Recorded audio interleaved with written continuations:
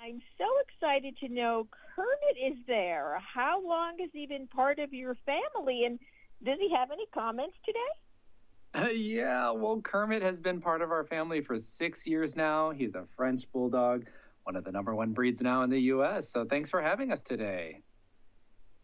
And no comments from him, huh? You know what? He has been through a few. He's no longer taking comments right now. He looks like he's sleeping and bored. So if you hear him snoring through some of the commentary, don't think that our topic today is boring. So he is still happy to be here. Okay. What are some of the major questions that new pet parents generally have when it comes to caring for their dogs?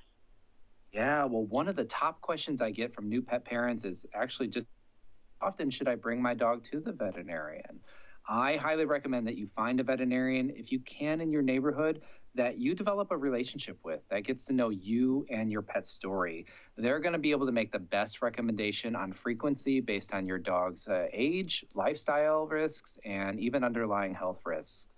The other question I get that can be a really hot topic for pet owners that is even bigger than that first question, it's how often should I even bathe my dog? So my recommendation is every 2 to 3 months. If you are bathing more frequently than that, you can really dry out their skin.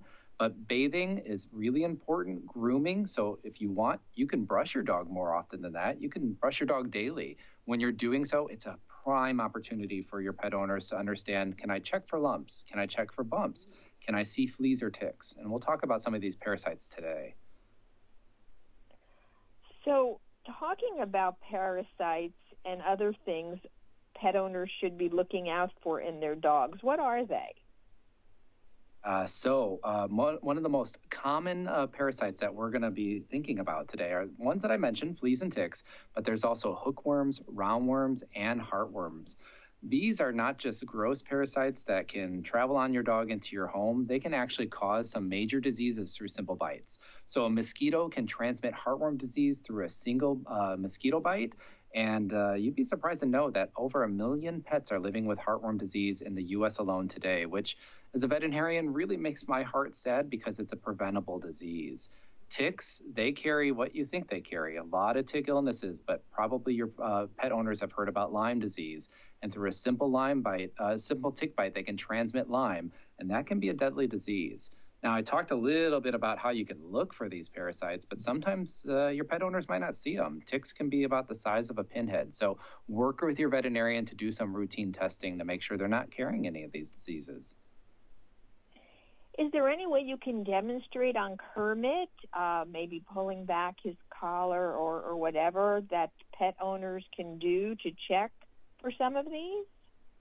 Yeah, so you can do kind of a head-to-toe check. Kermit is actually a prime example of how it would be hard to find a tick or a flea because he's black, and these bugs can be black too as well. So that's why you want to kind of make sure that you're working with your veterinarian to make the right recommendation, and they can show you on their own pet kind of where and how to look for these. But you know what? Like I said, you might not even see these parasites because they are really tough to find. So the best thing to do is prevent them and do that with a recommendation based on your veterinarian's recommendation.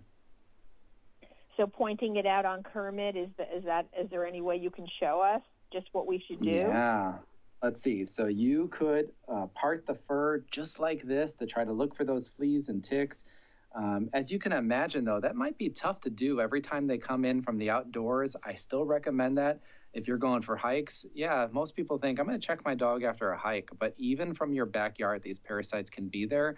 And that may be really tough for your pet parents to be able to look at and try to find those every time they come in.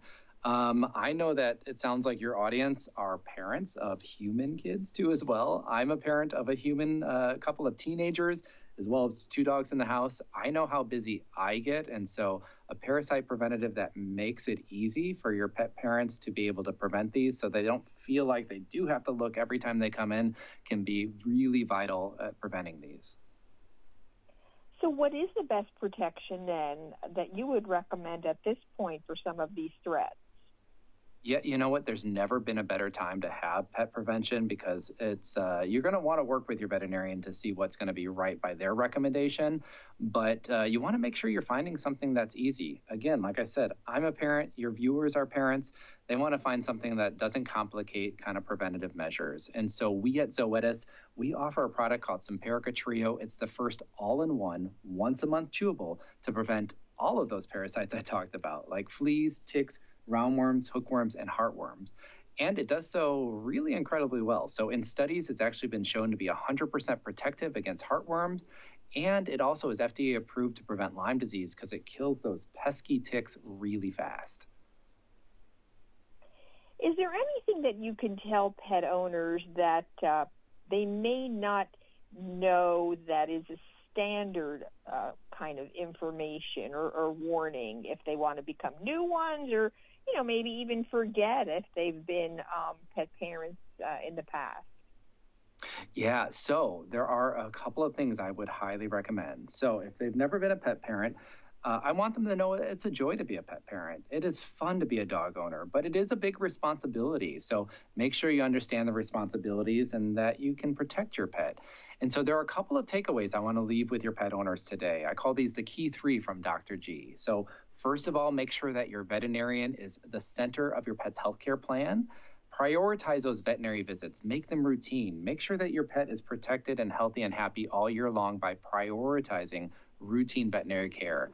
And then finally, if your pet owners listening today want to learn more about what we talked about today, even additional key points, they can go to protectmypupquiz.com. That's protectmypupquiz.com, and they can figure out how to protect their pup. And thank you for having us today. Well, thank you. One final question. Is there any really odd question that you've encountered over the time that you've been doing this as a vet? Oh, we could probably spend hours on the odd questions I get. But really, the thing is oftentimes those questions come from doing some research online, which we all do. That's why I really recommend checking with your veterinarian first before you maybe take any preventative measures in your own hands. But lots of different questions that we get from pet owners that your vet can definitely help you answer. Thank you so much. I appreciate it. Thank you. Bye-bye. Bye.